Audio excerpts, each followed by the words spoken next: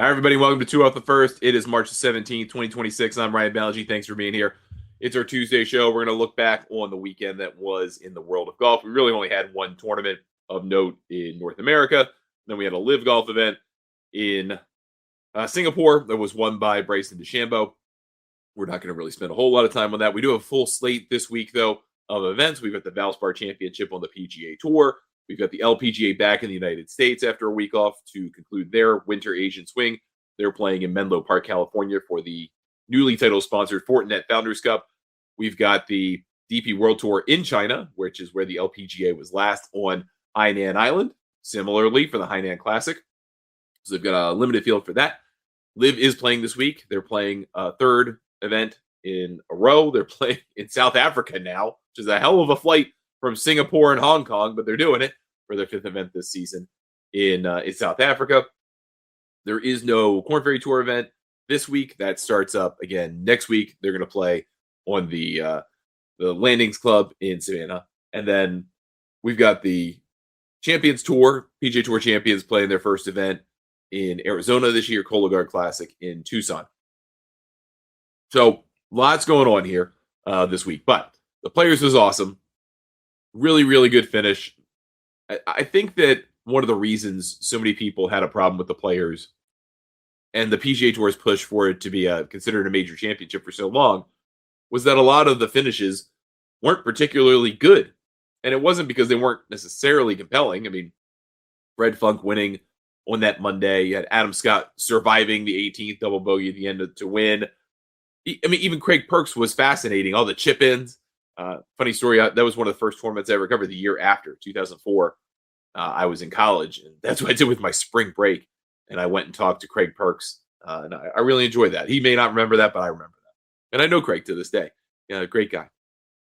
But a lot of the malignment was the players who are winning the Players aren't world-class, aren't major championship caliber. And I think that was an unfair slight to the likes of Fred Couples and Steve Elkington and Greg Norman, players who won that, Justin Leonard, players who, Davis Love, players who won this championship.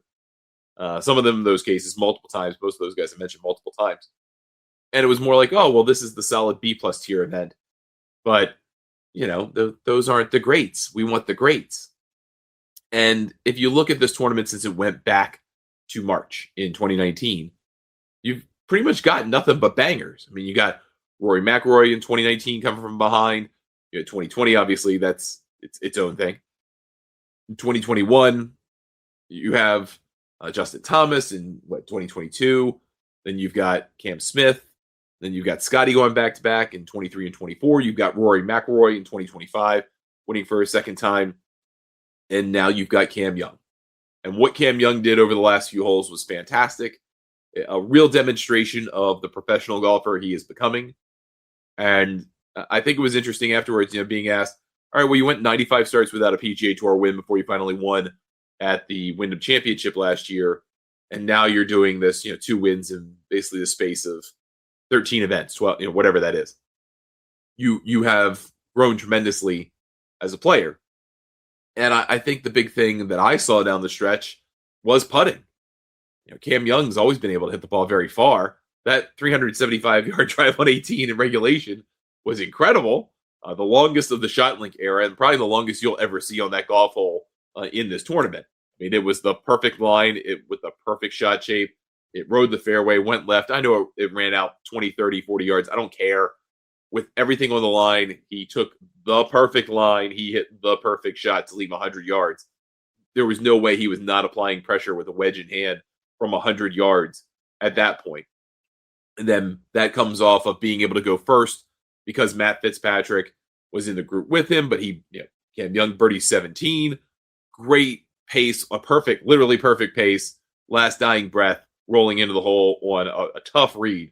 I mean, a putt that moves 1.5 feet in 8 feet is really, really hard to have the belief of, and he played it perfectly, goes in the hole. I know that the tee shot, under most normal circumstances, would not seem particularly interesting. It's a sand wedge for the guy.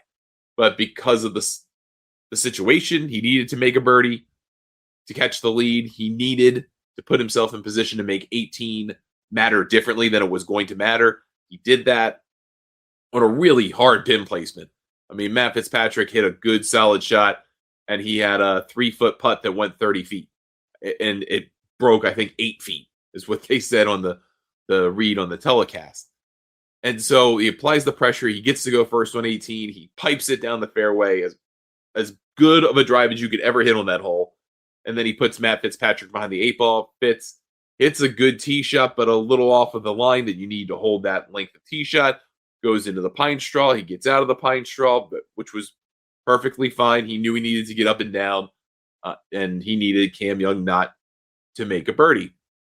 And then, again, match play. You get the advantage, right? You're closer to the hole. You're Cam Young. Well, Fitzpatrick puts himself in a position where he can try to make par, but it's not an easy putt. Cam Young very calmly gets it down to a foot, 8 inches, whatever it is. And then it's all the pressure is on your opponent, right? Fitzpatrick has to make the putt or the tournament's over. He misses the putt. It's a 50-50 proposition at best from that distance. And then Cam Young, interestingly enough, said he didn't even think he could putt the ball in the hole from that distance. That's how nervous he was. That's when it finally hit him that he could win this thing, when he actually was going to win this thing. And he still putted it anyway, and it went in the hole. And he wins $4.5 million. He's now 4th in the world, which the volatility that we've seen a little bit more of the last, 8 or 9 months outside of Scottie Scheffler in the official world golf ranking is pretty interesting to me. Now he's 4th in the world. You get a multi-win bonus. You get 80 points. I mean, it's effectively like winning a major, 20 points short of winning a major. But for all intents and purposes, there's no other opportunity like this. The signature events at best are 70 points, which is still a lot, but 80 is 80, And he played great. He was fabulous down the stretch. He played like a guy who had to play from behind, right? He had no choice in the matter. He started from behind, and Ludvig Aberg for the first 10 holes was playing like a guy that was a little nervous, but not so nervous that he couldn't get the job done. And then that second shot on 11, the par 5, winds up not managing the wind properly, hits a 7-wood that goes straight into the water.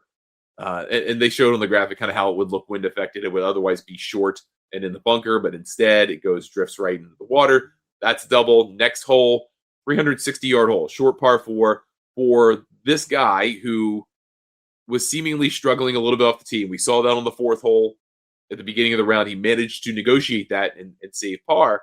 However, knowing what you had just done, knowing what your miss is when things go wrong, why would you get out driver and entertain the water?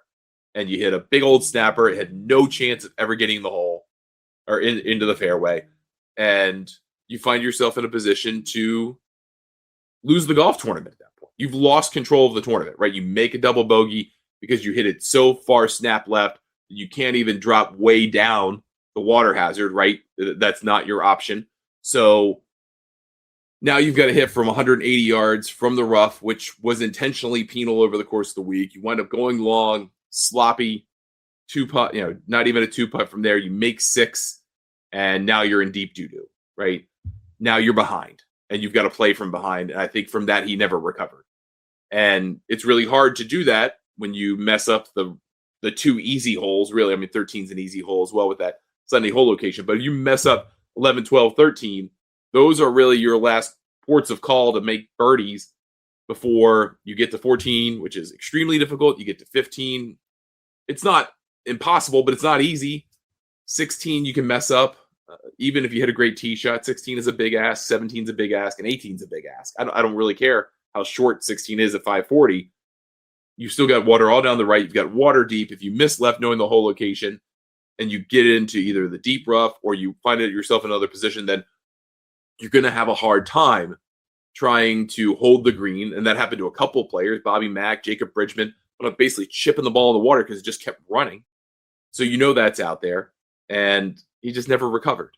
And I think that Ludwig kind of gave away the game of what was going to happen a little bit if he got challenged on Sunday. He said it on Saturday. He said, my tendency is to get way faster with things when I feel pressure, when I feel nervous. I have to really intentionally slow down. And even then, I can't really do it very well. And that is the mark of a guy who knows his fault, which is good. He's been in contention enough to know what his flaw is. but he doesn't have the remedy yet. And I think Robbie Callan pointed this out at CBS Sports, what I thought was a fair point to make, which was if you're not a good putter, and Ludvig isn't a good putter, he's not the worst putter, but he's a middling putter on the PGA Tour. Back half, I guess. Yeah. But if you're not a good putter and you know that, that applies a lot more pressure when you're in a contention situation to your long game, right? You've got to stick it close. You've got to take advantage of your other strengths because you know people are coming for you. You know you're going to make mistakes. And so to overcome those things, you need to do better with what your gifts are, which are hitting the ball far and putting it close to flags. And if you don't do those two things, now everything falls apart. And that's true for every golfer, by the way. That's not just a Ludvig problem. The good news potentially is that you take away something from this if you are him and you say, here's where I fell apart, here's where I can get better, and here's what I can do the next time so that if I'm in this position, I handle it better. And I think that happens to a lot of golfers. At some point it does. Whether you're in junior golf or amateur golf, collegiate golf, you figure it out as a professional. And there are some people who just never get those opportunities, right? Winning golf tournaments is a rare thing for most people.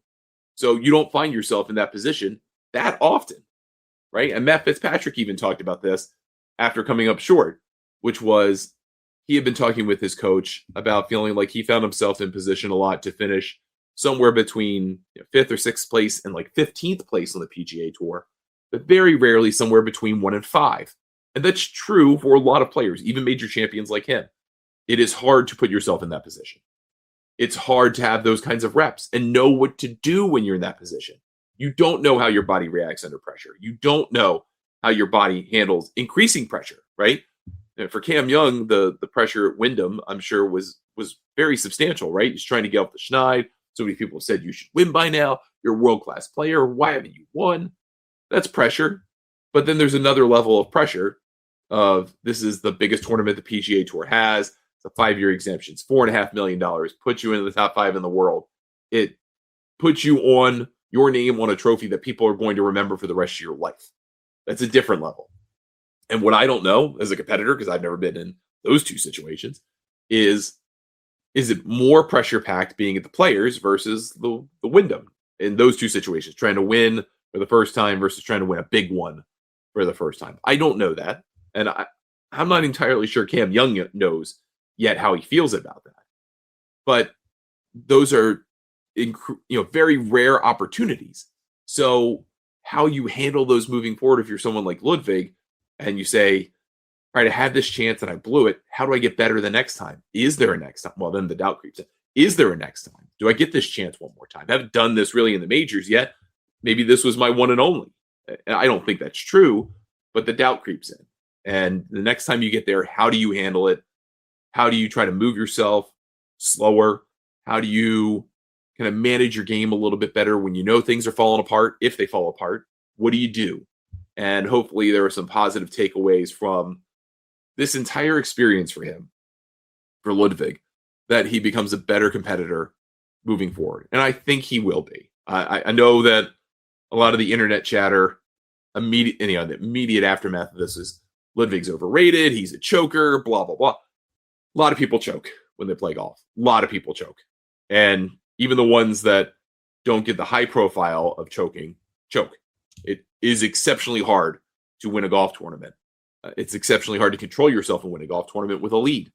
Those things are really, really difficult to do.